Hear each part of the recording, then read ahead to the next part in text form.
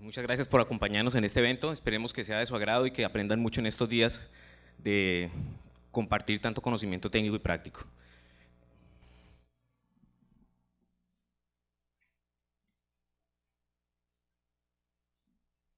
Están haciendo cocos desde arriba, tenemos un problemita técnico. El, el día de hoy pues tenemos un tema muy importante y crucial que se ha visto desde las certificaciones, y es que, como lo comentó el ingeniero anteriormente, la harina de pescado es un recurso que, aunque se considera renovable porque las especies marinas se están reproduciendo y están produciendo asimismo pues harina de pescado y pesca y captura, ha llegado a unos límites más o menos estables, pero igualmente la población humana sigue creciendo y sigue demandando mucho más productos, por lo que la acuicultura sigue creciendo y necesita, para ser sostenible, encontrar reemplazo y alternativas para el uso de este recurso. ¿Así ya? Ok. Como fue comentado inicialmente por el doctor Alexander, tenemos una tendencia mundial en el crecimiento de este sector. A diferencia de otros sectores pecuarios, bovinos, ovinos, tenemos avícolas, en la acuicultura tenemos un crecimiento acumulado en los últimos 15 años del 8.12% a nivel mundial. La captura, como comentamos, tiene esta meseta, no estamos capturando más peces, tenemos más población, tenemos más demanda, tenemos más gente exigiendo productos de mejor calidad, ya sea por costumbre, por cultura o por temas de salud y su bienestar. Pero pues la pregunta que siempre viene después es, ¿este crecimiento que estamos viendo es sostenible? Todos los recursos que estamos utilizando para que este crecimiento siga con esta misma tendencia, asimismo deberán ser sostenibles y deberán producirse a una misma tasa para poder cumplir con esta meta y esta tendencia.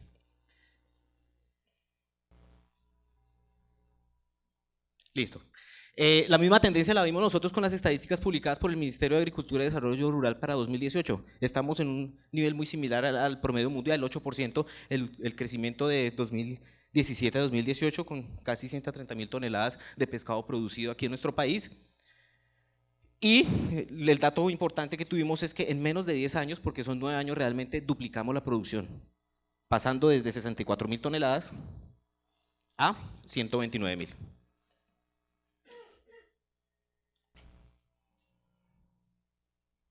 Bueno, como fue comentado por los expositores anteriores, tenemos que la principal entrada y recurso dentro del sistema de producción de peces, tanto en biomasa como en costos, es el alimento que estamos suministrando a estos animales.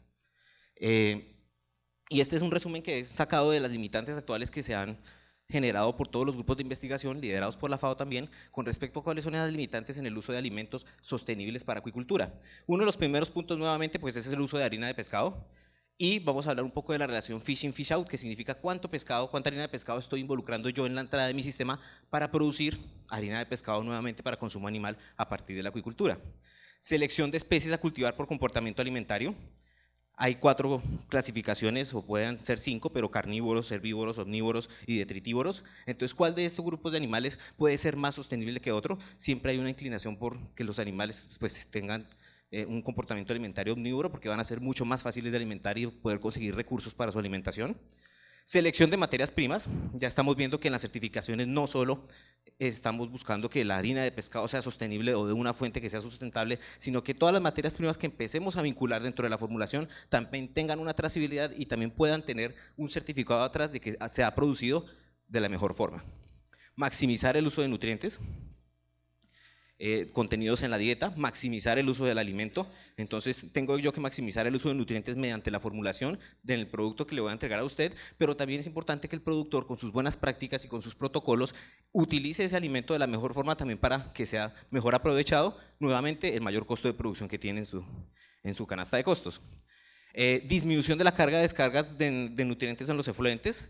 Vamos a ver una estadística del tema de por qué la acuicultura, a pesar de que el ingeniero Moncada nos mostró todas estas diapositivas del uso eficiente y de por qué es tan eficiente en el uso de proteína, de energía, de bajo consumo de agua, de baja huella de carbono, tenemos un problemita ahí que es con los efluentes y la descarga de nutrientes al agua. Y un último punto que se analiza mucho son los sistemas integrados.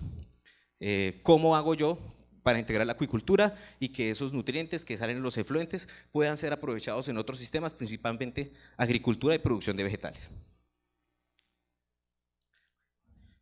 Bueno, un poco siguiendo los comentarios del doctor Alberto con respecto a la publicidad que se hace la tilapia. Esto es un programa que lidera el World Fish Center, Tilapia de Plain Truth, el plan de la verdad para tilapia. Como se dieron cuenta, pues en la red ustedes encuentran muchas barbaridades sobre la tilapia y sobre lo mala que puede ser nutricionalmente. Este es un ejemplo de que la tilapia tiene un contenido de omega 3. Obviamente cuando lo comparamos con los contenidos de omega 3 expresados en ácidos grasos EPA, DHA y ácido linolénico, tenemos que son valores en este caso bajos con respecto a un salmón, con respecto a un pez marino, con respecto a un pez de agua fría, sí, tilapia tiene unos valores bajos, pero obviamente, mire, son casi 10 veces más que el resto de las proteínas de origen animal. Entonces ya tenemos una ganancia que aunque sea mínima, está siendo 10 veces mayor, ofreciéndole un nutriente que se ha demostrado tiene un efecto benéfico para la salud humana.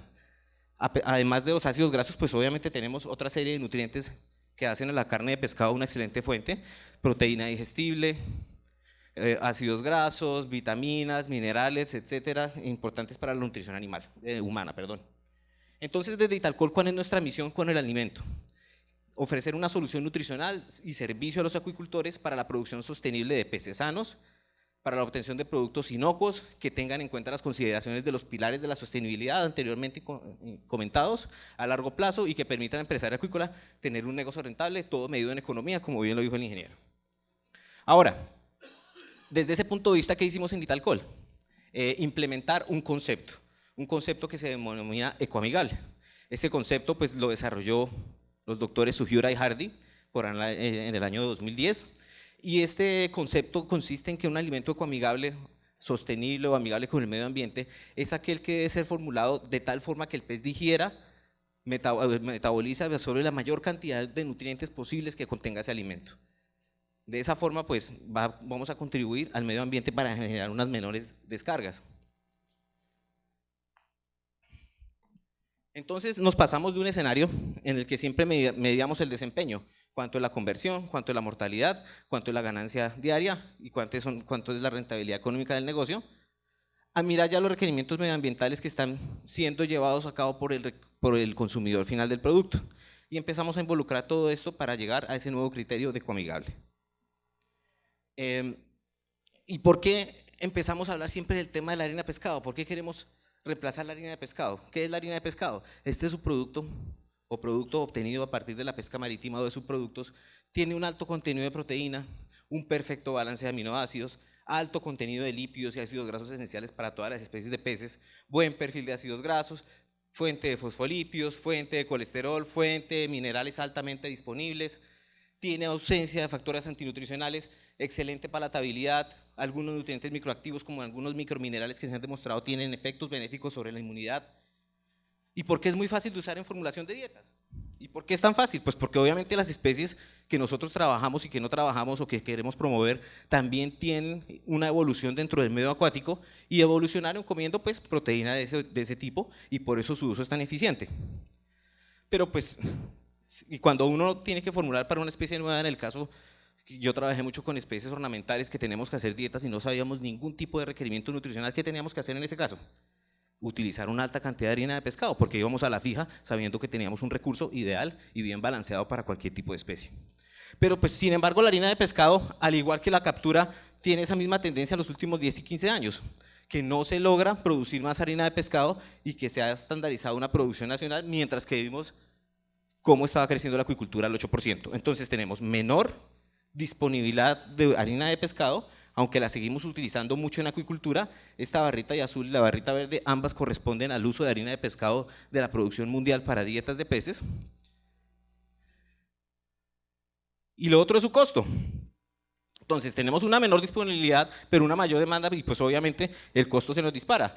Aquí la FAO hizo un corte a 2009 diciendo que trazando como una raya al 100% y diciendo que ese era el costo, y vemos cómo en porcentaje se ha venido aumentando el costo tanto de la harina de pescado hasta casi un 30% más en los últimos 10 años y el aceite de pescado, que es un poco más crítico, hasta un 40% más en el costo del producto. Entonces, la bandera de la sostenibilidad empieza a criticar este tipo de sistemas de producción en el cual se cuestiona si realmente seguir utilizando proteínas marinas de forma descomunada va a seguir siendo sostenible cuando tenemos unas conversiones muy altas y tenemos que sacar más peces del medio para producir proteína de peces. Y muchos países, en el caso de nuestro de Sudamérica, el mayor productor de harina de pescado, que es Perú, empezó a implementar programas diciendo, oiga, pero si estamos sacando, somos los principales productores de harina de pescado y se la estamos dando a los peces o la estamos vendiendo y aquí estamos con problemas de nutrición infantil, ¿por qué no vinculamos esas harinas y de una vez las consumimos directamente al humano y nos evitamos esas entradas hacia los sistemas de producción acuícolas? Y eso pues obviamente se está fomentando mucho en Perú y en otros países, con el objetivo pues siempre de la sostenibilidad y de la nutrición humana. Las certificaciones, obviamente todas, al igual de los pilares que se han hablado, dependiendo de la forma como se clasifiquen, siempre tienen implícito un componente ambiental. Y ese componente ambiental pues debe ser auditado y certificado en toda la cadena de producción para lograr tener estos sellos. En el caso nuestro, pues nosotros estamos trabajando con la norma BAP, Best Aquaculture Practices, y tenemos dos de nuestras plantas certificadas, la planta de aquí en Neiva y la planta de Barranquilla, bajo esta norma. Estas otras dos normas pues son pues como las más comunes y las que se han querido implementar aquí en el país, pero la de mayor acogida ha sido BAP. Entonces, ¿esta norma qué dice? Que dentro de su capítulo de medio ambiente es importante la conservación de harina y aceite de pescado, y que dentro de la trazabilidad de la producción acuícola que tengamos debemos demostrar que estamos haciendo un uso eficiente y racional del recurso. En ningún momento dicen que no se utilice, sino que debe demostrarse que hay protocolos y que hay trazabilidad de cuánto se está usando y cómo se está usando. Y se propone la relación fish-in-fish-out, que es una relación matemática. Entonces, como ustedes lo ven, simplemente es un factor que relaciona la inclusión de harina de pescado que yo realizo en el alimento, que tengo que reportarle a los productores mediante un certificado para que ellos puedan correr esta ecuación y determinar cuál es esa relación con respecto a la cantidad de pescado que ellos están produciendo. Entonces, el objetivo que tiene esta norma y la sostenibilidad es que se utilice cada vez menos harina de pescado. Aunque la norma hace también una aclaración muy importante. Los niveles de inclusión que se utilicen en la ecuación deben incluir cualquier harina o aceite derivado de peces silvestres, calamar, krill, moluscos u otros animales marinos silvestres. Los europeos hicieron una campaña muy fuerte por utilizar krill en vez de harina de pescado, diciendo que era una proteína que no era para consumo humano, porque son unos microcrustáceos que de su harina no tenía ninguna cabida dentro de la nutrición humana, entonces que eso simplemente podía hacer reemplazo de la harina de pescado, pero ya se debatió el tema y la harina de krill se está obteniendo un aceite de omega 3 también para nutrición humana y es un recurso pues, que es vital para otras poblaciones de peces, por ejemplo las ballenas. Pero dice, sin embargo, deberán excluir harina o aceite derivado de subproductos de la pesca, tales como adornos, despojos, polvo de hígado, de calamar, subproductos acuícolas como la harina de cabeza de camarón. Entonces la norma excluye aquellos productos que se consideran que son un residuo de otro producto que ya se utilizó en beneficio de la nutrición humana. Esta es la Organización Internacional de Comercio, la IFFO, que es la que regula todo el tema de ingredientes marinos, cuál es su destino, cuáles son sus mercados, cuál es su rendimiento, cuál es su producción, sus subproductos, a dónde se están dirigiendo, y es la que está regulando el tema de esta relación fish-in-fish-out. Y demuestran sus estadísticas que en los últimos 15 años ha ocurrido una disminución en el uso de la harina de pescado, como el ejemplo que nos mostraron en el caso de salmón, que aquí está, pasando la relación de 2,5 a 0,8, ya es menos de la mitad de la harina de pescado que se está utilizando, y en el caso de las especies de climas cálidos y de otro comportamiento alimentario, obviamente esa inclusión es mucho más baja. Tenemos aquí a tilapia con 0,15, tenemos a ciprínidos carpas con 0,2, otros peces de agua dulce 0,13. Entonces el avance se ve en la disminución de la inclusión de esta harina y aceite. Entonces, ¿por qué la queremos reemplazar? Ya vimos entonces que todo lo que nos ofrecía esta materia prima realmente son nutrientes, como lo vimos ahí. ¿Por qué la estábamos utilizando? ¿Por qué es tan fácil de utilizar? Porque desafortunadamente la investigación y el requerimiento de nutrientes de los peces que trabajamos y que están por trabajar también, porque hay mucho desarrollo que hacer y mucha falta de investigación, no está completa. Entonces utilicemos lo más caro, pero vamos a la fija porque no conocemos qué es lo que está ofertando. Entonces la filosofía y la premisa de un alimento coamigable y de una nutrición ambientablemente sostenible es que los peces no requieren son nutrientes como tal, requieren un grupo de nutrientes que estén en un balance ideal, perfecto y que cubran todos los requerimientos del animal. No materias primas específicas como es el caso del aceite y de la harina de pescado. Debo yo de encontrar un grupo de nutrientes o de materias primas que me ofrezcan esos nutrientes a partir de fuentes sostenibles. Esta gráfica demuestra más o menos todos los nutrientes que se están formulando actualmente. Proteína, expresada en sus aminoácidos básicos, esenciales y no esenciales. Antes siempre en nutrición hablábamos de los aminoácidos esenciales que por su naturaleza y no poder sintetizar el animal eran los más importantes. Ahora también sabemos que los no esenciales también son importantes y debemos garantizar siempre un porcentaje mínimo de inclusión de estos. Minerales, vitaminas, microminerales, minerales traza. Y obviamente el tema muy importante de lípidos como son los ácidos grasos, linoleico, linolénico, araquidónico, EPA, DHA, colesterol y fosfolípidos dependiendo de la especie que estemos trabajando. Que la información que existe actualmente no es completa como lo quisiéramos tener con aves, con cerdos y con otras especies que llevan mucho más tiempo de investigación, como es el caso del pollo. Esa conversión de 1.4 y 1.8 ha sido producto del mejoramiento genético, del mejoramiento en manejo y del mejoramiento en nutrición, del entendimiento de la relación entre genética y requerimientos del animal. El pollo es un animal muy eficiente con esa conversión, pero sí tenemos acceso. Como Vitalcol tenemos acceso ya a mucha información para las especies que estamos trabajando, como es el caso de tilapia, trucha y camarón. Y tenemos la capacidad también de tener diferenciada para cada etapa de vida esos requerimientos nutricionales. Cuando ustedes miran muchos archivos que se ponen a disposición, como el NRC o como otros documentos que salen a publicación, ellos tienen que ser muy estrictos en los valores que reportan, de la recopilación que hacen en los artículos científicos y muchas veces tienen que descartar cierta información que puede ser valiosa porque no se utilizó el mismo método científico, porque es la temperatura del agua diferente, etcétera. Entonces quedan cosas muy incompletas, pero lo importante es llegar a tener toda esta información por grupo etario, por fisiología, lo mismo que estamos hablando que aporta la energía, las materias primas, pues debemos conocer todos esos requerimientos de esos nutrientes en nuestros animales. Entonces, ¿cuáles han sido las alternativas que se han utilizado comercialmente para sustituir esa harina de pescado? Tenemos harina de subproductos de la pesca, como bien lo menciona la norma. Entonces, al excluirla, cuando vamos a, como no la contabilizamos, si yo utilizo esta fuente como harina de pescado en mi dieta, la relación fish in, fish out va a ser cero.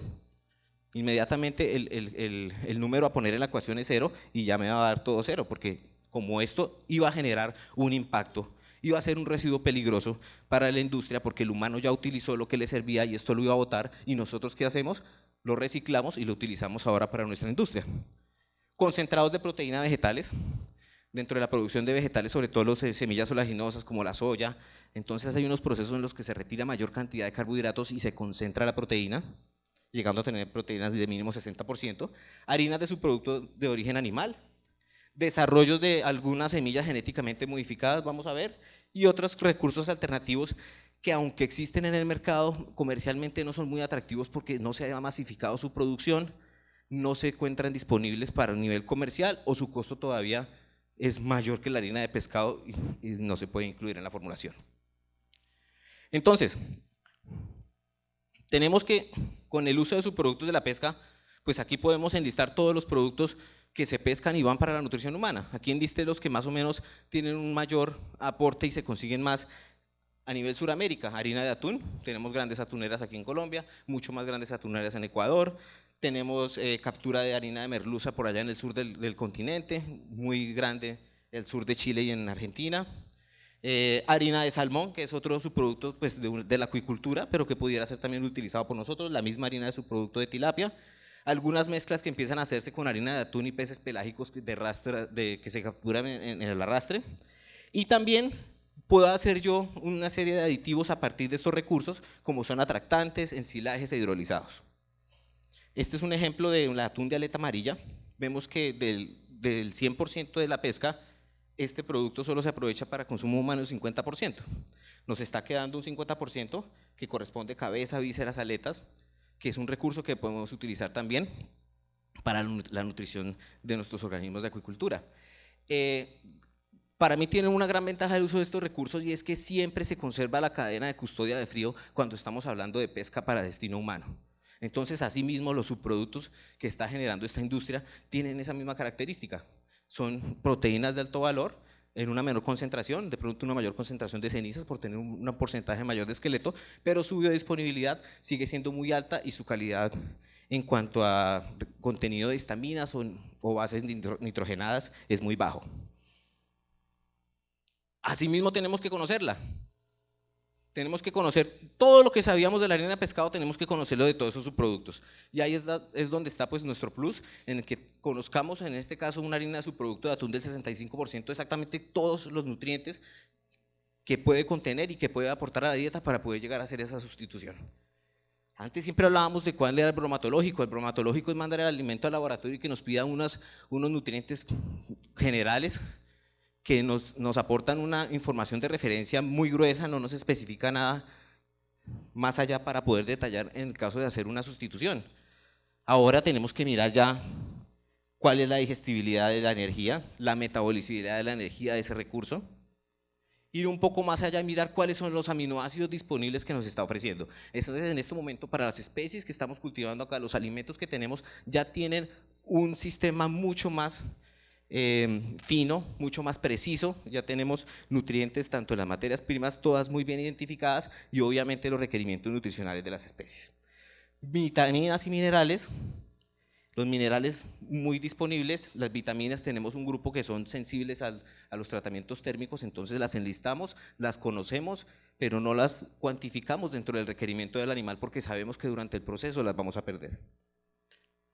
Y muy importante, si la harina de pescado tenía ácidos grasos omega 3, pues conocer todas estas fuentes y estas alternativas en esos ácidos grasos, cuánto nos aportan.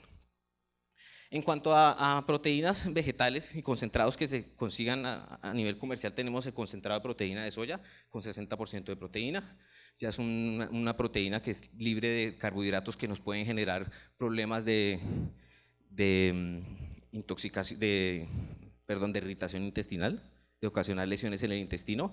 Las materias primas de origen vegetal suelen contener muchos antinutricionales, pero este tipo de materias que ya son concentradas y que ya se han sometido a varios procesos han sido liberadas de gran parte de estos factores antinutricionales. Tenemos también el gluten de maíz, algunos subproductos del maíz que se han seleccionado de sus procesos para que tengan alta proteína, como es el caso del DGS High Pro. Un DGS normal puede tener 35% de proteína, en estos procesos lo llevan más o menos a 50-55 para purificar y concentrar más la proteína. Algunas variedades de soya, como la que está aquí en el ejemplo, que es la Schillinger Genetics. Esta variedad de soya, de torta de soya, pues ya nos ofrece un valor de 55% de proteína.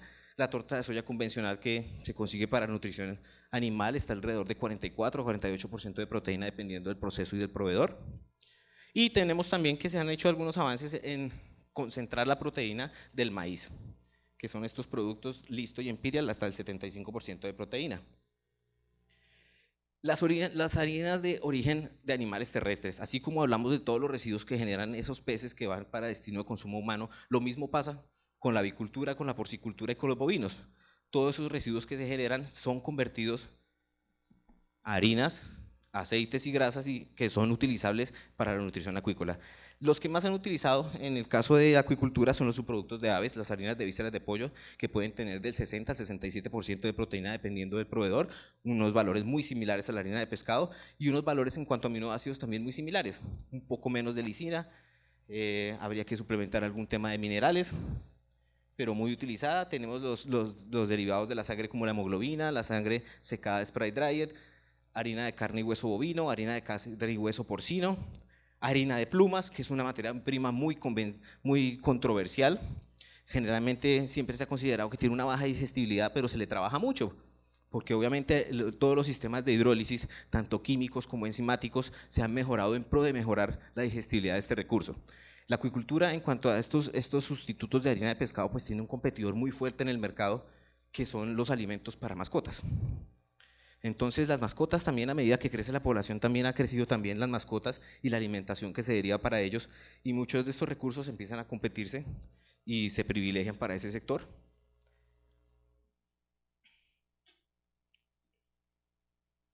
Desarrollos en variedades genéticamente modificadas. Digamos que la soya, al ser la proteína reina que se utiliza en toda la nutrición animal, ha sido sujeto de mejoramientos a través de la ingeniería genética, y hay 3 programas en curso a partir de las asociaciones lideradas por la Asociación Americana de Soya.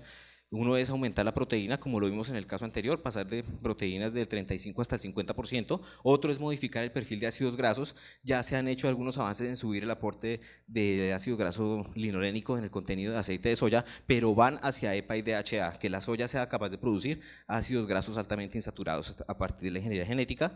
Y Otra también muy importante, reducir los factores antinutricionales, que limitan la inclusión de estas materias primas en la dieta. Otras alternativas que se han propuesto en el mercado y que están en investigación, una de ellas es harinas vegetales fermentadas. Dijimos que tienen muchos factores antinutricionales. Cuando son sometidos a procesos de fermentación, estos factores antinutricionales se eliminan y pudieran utilizarse en un mayor porcentaje de inclusión en fórmulas. Harinas de insectos. Van a encontrar en estos últimos 5 años un volumen de artículos y de información generada a este respecto muy grande. Se considera que es una fuente importante a futuro de producción rápida y de buena calidad de proteína. Harina de algas. Inicialmente se inició este cultivo pensando más en el tema de biodiesel, pero vimos que este recurso y sus subproductos que se genera también se han hecho muchas pruebas en dietas acuícolas, aunque su costo e impacto de utilización todavía aún es muy bajo a nivel comercial. Y algunas harinas que se producen de procesos de fermentación en otras industrias, aminoácidos, y se recuperan todas esas bacterias u hongos que estuvieron mediadas en ese proceso y entran en un proceso de secado y obtenemos harinas altas en proteína. ¿Qué otros ítems vimos en cuanto a los limitantes? Uno de esos es la selección de especies a cultivar por comportamiento alimentario. Entonces, aquí está la clásica gráfica que todos conocemos de cómo varía la fisiología y morfofisiología digestiva de los peces con respecto a su comportamiento alimentario y cómo obviamente sería mucho más sostenible producir aquellas especies que son capaces de consumir recursos sostenibles como son los de origen vegetal. Si yo tengo una dieta completamente vegetal o utilizando sus productos de origen animal, pues voy a tener una rentabilidad y un constante aprovisionamiento de esos recursos para garantizar la nutrición del animal. Y un ejemplo, pues, crítico es la tilapia, es junto con la carpa, que es la que más se produce a nivel mundial, las carpas en India y en la China. Tenemos a la tilapia en segundo lugar, tenemos a los bagrecitos de pangasius por tercer lugar y también reporte de cachamas que también se están produciendo ya en Asia. Entonces, de la producción mundial de peces, el 63% que se produce son peces de aguas cálidas y de comportamiento alimentario omnívoro. Pero pues no solo eso también hace que tomemos una decisión, ¿no? También existen mercados que nos van a seguir pidiendo otro tipo de productos, por eso es que la industria del salmón no acaba, porque tiene un mercado ya posicionado, independientemente que yo esté trabajando con una especie carnívora que requiera entre 40 y 65% de proteína en sus dietas, pues si el mercado me lo exige, se va a seguir trabajando. Otro caso importante con especies carnívoras pues son aquellas que tenemos como promisorias, de las cuales vamos a hablar durante este evento, que es el caso del Pirarucú. Nosotros tenemos una especie que es carnívora, pero su velocidad de crecimiento es tan atractiva y tan alta que poder tener una ganancia de 9, 8 kilos en un año, pues la convierte en un animal que con esa tasa de crecimiento promete producir mucha proteína. ¿Cuál es la ventaja también de este animal con respecto a salmón o a otros peces marinos? Que tenemos un animal carnívoro de agua dulce con unos requerimientos mucho menores de ácidos grasos omega 3 y de pronto con una capacidad de poder insaturar, de poder producir a nivel interno sus propios ácidos grasos insaturados mediante mecanismos enzimáticos, lo que generaría una dieta un poco más económica si la fuéramos a comparar con una trucha o un salmón al tener que utilizar mucho menos aceite de pescado en su fórmula.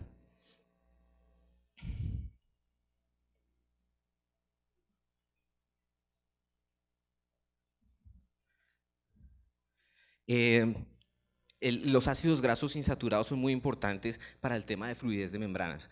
Entonces, las especies de aguas frías y las especies marinas, como tienen que someterse a temperaturas más bajas y a condiciones de salinidades mayores, su requerimiento siempre ha sido mucho mayor en cuanto a estos ácidos grasos, mientras que los peces que están en aguas cálidas entre 22 y 32 grados, pues tienen esa ventaja de que su evolución los llevó a poder sintetizar esos ácidos grasos que necesitan en menos cantidad a partir de ácidos grasos omega 6, que se encuentran más en la naturaleza y en los ecosistemas tropicales. Entonces, seleccionamos algunas especies, vemos que están creciendo porque su comportamiento alimentario le permite utilizar materias primas más económicas y más disponibles, pero también la selección de materia prima que vamos a utilizar en la fórmula pasó de todo ese listado de nutrientes que debemos conocer a mirar también otros temas para tener unas alianzas internacionales o unas alianzas con nuestros proveedores, como es el caso de la soya americana, quienes tienen un emprendimiento ya hace como unos 5 años para poder certificar toda su soya sostenible. Ellos tienen otros tipos de mediciones en los cuales revisan que no se esté utilizando más áreas de bosques nativos, que la soya que utilicen en los mismos cultivos sea esa, que no tengan un impacto sobre la naturaleza, etcétera. Algo pasa. Uy, nos regresamos. Buenos días.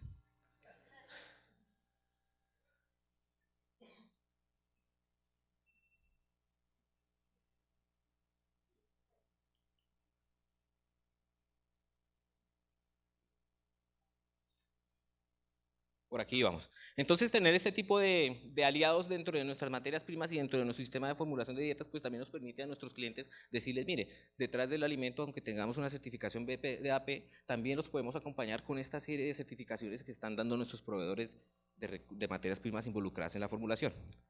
Ahora, otro punto importante que vimos de las limitaciones era la maximización del uso de nutrientes. El uso de nutrientes inicialmente está dado por la digestibilidad del nutriente dentro de la materia prima. ¿Qué tanto de ese nutriente se queda en el pez y qué tanto él lo está entregando al medio como heces? Esa es una primera medición que se hace y generalmente en todas las especies terrestres se hace muy fácil porque simplemente yo cojo un animal, le doy una cantidad de comida, recolecto las heces y determino cuánto quedó el animal y cuánto están las heces de ese nutriente.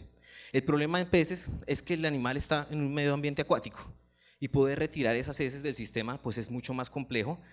Empiezo yo a tener problemas de lixiviación de nutrientes y las heces permanecen mucho tiempo en el agua. Tengo que tener protocolos establecidos porque puedo decir que la materia prima es muy digestible, pero lo que pasó fue que las heces se disolvieron dentro del agua.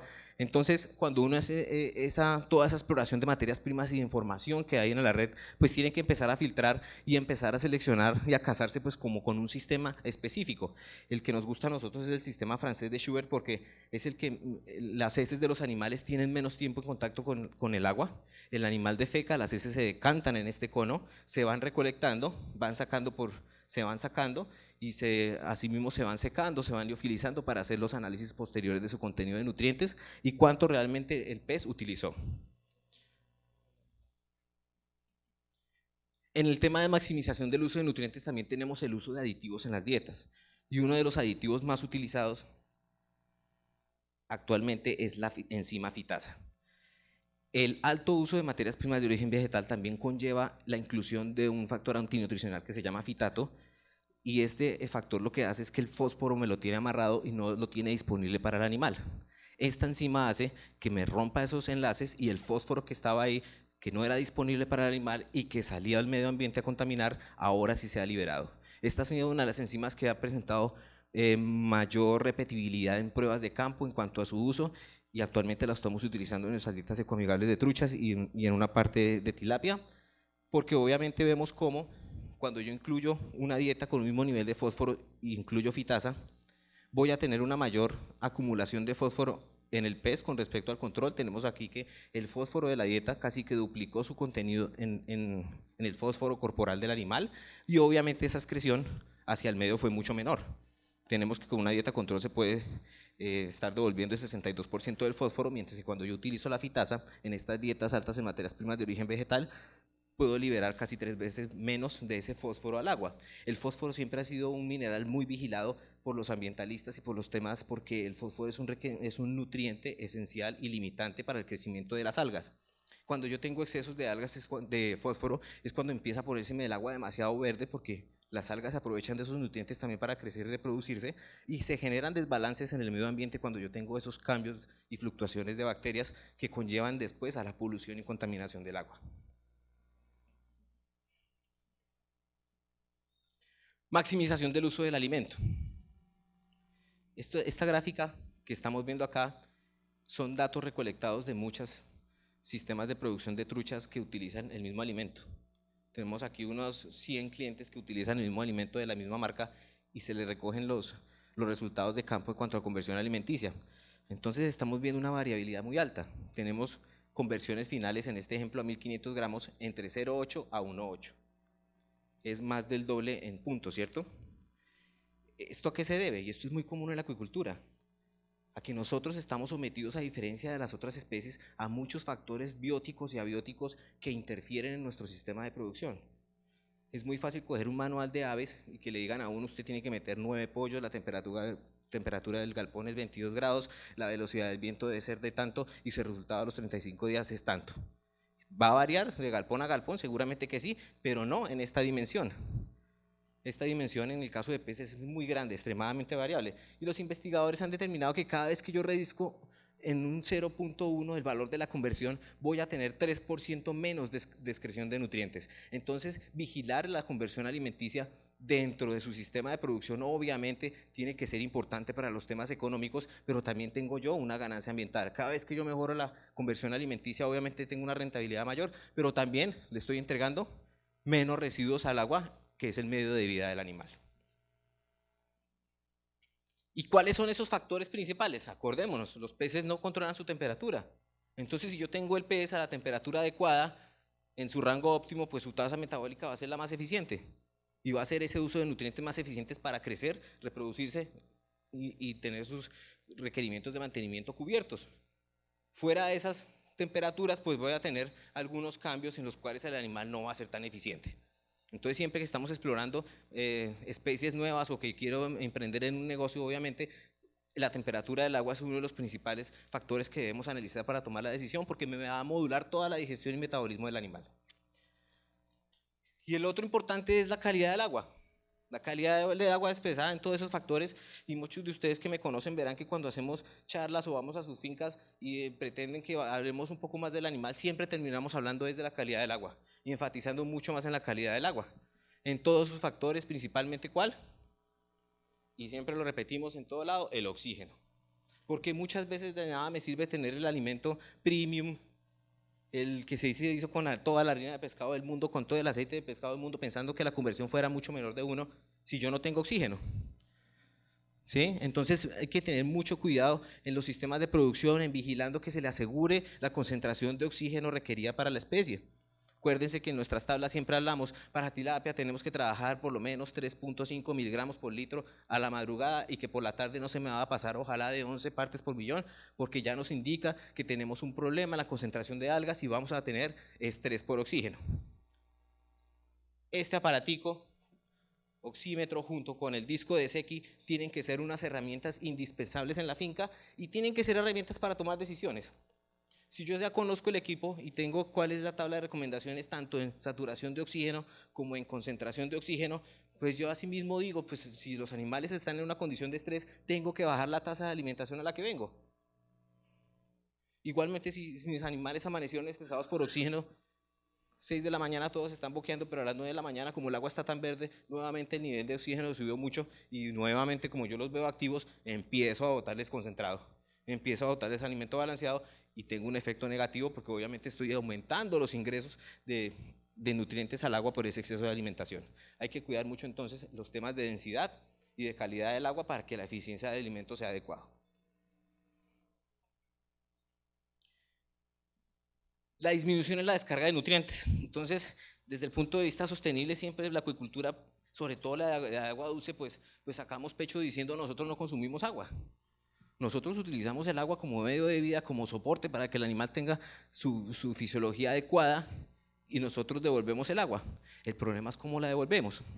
Entonces, quisiéramos tener dietas totalmente digestibles, pero eso es imposible. Siempre tenemos descargas de nitrógeno, fósforo, materia orgánica, que son importantes y que nuevamente son nutrientes limitantes para las algas. Entonces, el ingeniero Moncada nos habló, si recuerdan ustedes, de los gases de efecto invernadero.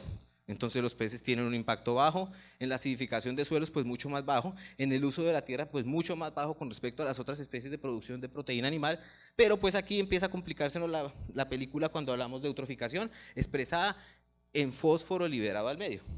Entonces aquí sí empezamos a ver cómo tanto los camarones como los peces tienen un impacto mucho mayor que el que otras especies de animales u otras proteínas de origen vegetal, obviamente, que van a tener los valores mucho más bajos.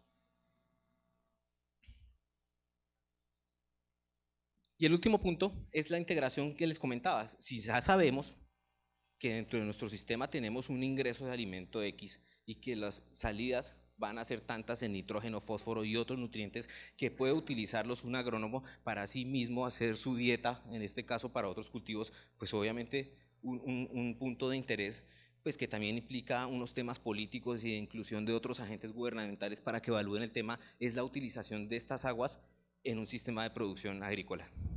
Que por ejemplo en el caso aquí del Huila, pues la producción del arroz es un punto y un sistema muy importante para la economía. Y a una menor escala pues están incrementando la implementación de acuaponía. En sistemas cerrados de recirculación de agua, donde yo tengo tanto cuidado del recurso de agua porque no la estoy cambiando, como por el uso de esos nutrientes que estamos hablando, que se producen para la alimentación y nutrición de plantas de interés para consumo humano. Entonces, como conclusiones, tenemos que informarles que la implementación de estas dietas ecoamigables se hacen día a día, se vienen haciendo desde hace muchos años. Conocer los requerimientos, conocer las materias primas que le estamos entregando al animal y tratar de obtener el mejor resultado siempre y tratar de mejorarlo durante el tiempo, me va a hacer que mi sistema sea mucho más sostenible y mucho más rentable. Tenemos una política corporativa con respecto a la harina de pescado, utilizamos la harina de pescado, pero la política es utilizar aquella que proviene siempre de su producto de salas de proceso, aunque tengamos la especie omnívora tilapia que se discute si requiere o no harina de pescado. Las patologías y los desafíos de campo que tenemos siempre nos acompañan cuando mantenemos esta materia prima. Tenemos mucha información, pero todavía nos falta una poquita para poder llegar a eliminarla del todo. Si hablamos en el caso de truchas, obviamente también nos hemos disminuido algo su inclusión, pero no a los niveles de tilapia. Su fisiología carnívora y sus requerimientos de ácidos grasos principalmente nos llevan a que estemos utilizando todavía niveles altos de harina de pescado, pero también mantenemos esta misma política, que estemos utilizando una harina de pescado que sea sostenible. Muchas gracias.